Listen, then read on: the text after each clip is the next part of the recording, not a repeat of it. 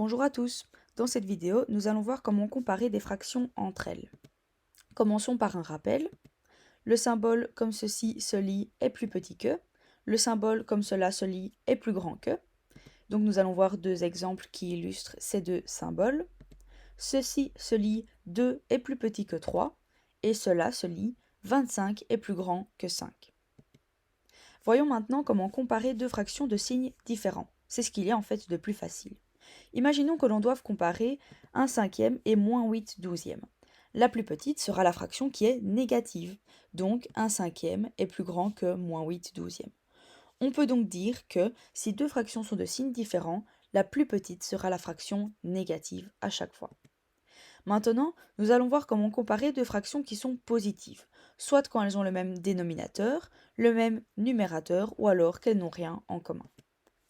Premièrement, si deux fractions positives ont le même dénominateur, la plus petite est celle qui a le plus petit numérateur. Par exemple, si on compare 3 huitièmes et 5 huitièmes, le dénominateur est 8 pour les deux. Je cherche le plus petit numérateur, c'est 3, donc 3 huitièmes est la plus petite fraction. On peut également voir cela avec des pizzas. On a des huitièmes, donc c'est qu'on coupe la pizza en 8. Ensuite, on prend 3 morceaux, ou alors 5. On en mangera moins si on en prend 3 plutôt que si on en prend 5. Deuxièmement, si deux fractions positives ont le même numérateur cette fois. Alors, la plus petite est celle qui a le plus grand dénominateur. Par exemple, si on compare 5 demi et 5 quarts, le numérateur est 5 pour les deux. Je cherche le plus grand dénominateur, c'est 4, donc 5 quarts est la plus petite fraction. On peut également voir cela avec des pizzas. D'un côté, on coupe nos pizzas en demi et de l'autre en quart. Les demi sont des plus gros morceaux que des quarts, donc si on en prend le même nombre, on en mangera moins avec des quarts. Enfin, si deux fractions positives ont des dénominateurs et des numérateurs différents, il faut chercher des fractions ayant le même dénominateur ou le même numérateur, et ensuite on va les comparer. Si par exemple on doit comparer 3 cinquièmes et 2 tiers, on remarque que ni le dénominateur ni le numérateur ne sont les mêmes. On veut réduire ces deux fractions au même dénominateur. Alors un multiple commun de 3 et de 5, c'est 15, donc on va chercher des fractions qui sont sur 15. Pour passer de 5 à 15, on va multiplier par 3, donc on multiplie également le numérateur par 3, ce qui va nous donner 9 quinzièmes. Ensuite, pour passer de 3 à 15, on va multiplier par 5. Donc, on va multiplier également 2 par 5, ce qui va nous donner 10 quinzièmes. Maintenant, on compare 9 quinzièmes et 10 quinzièmes. 9 quinzièmes est plus petit, donc 3 cinquièmes est plus petit également.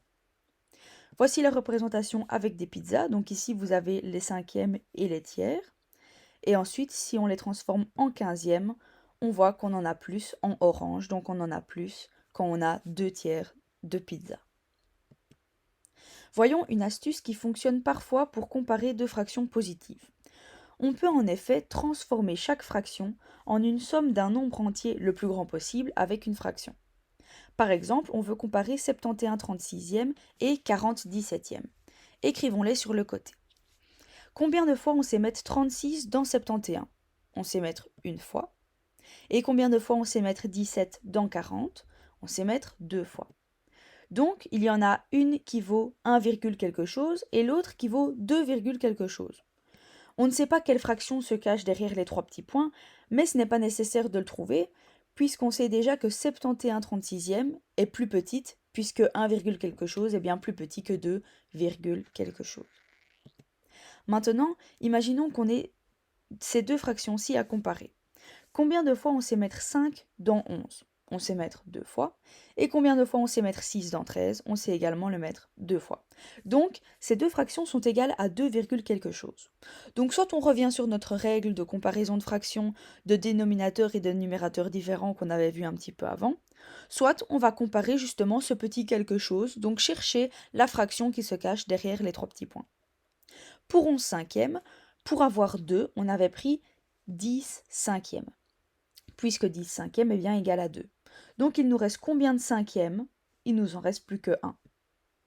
Pour 13 sixièmes, pour avoir le 2, on avait pris en fait 12 sixièmes, puisque 12 sixièmes, c'est bien égal à 2. Donc, il nous reste combien de sixièmes? Il nous en reste 1, donc 1 sixième. Comparons un cinquième et un sixième. Un sixième est plus petit, donc 13 sixièmes est plus petit également. On garde le même sens de l'inégalité. Et nous allons enfin voir comment comparer deux fractions qui sont négatives. Alors, si deux fractions sont négatives, la plus petite est celle dont l'opposé est la plus grande. Voyons un exemple pour voir un petit peu plus clair. Comparons moins 3 huitièmes et moins 5 huitièmes, qui sont toutes deux négatives. Pour les comparer facilement, comparons d'abord leurs opposés, 3 huitièmes et 5 huitièmes. Même dénominateur, la plus petite est donc celle qui a le plus petit numérateur, donc c'est 3 huitièmes. Pour les fractions négatives, il suffit alors de changer le sens de l'inégalité. Si on reprend la phrase théorique qu'on avait juste au-dessus, en effet, la fraction la plus petite, qui est donc moins 5 huitièmes, c'est bien celle dont l'opposé est la plus grande puisque 5 huitièmes était la fraction la plus grande. Et voilà, comme ça vous savez tout sur la comparaison de fractions. À bientôt!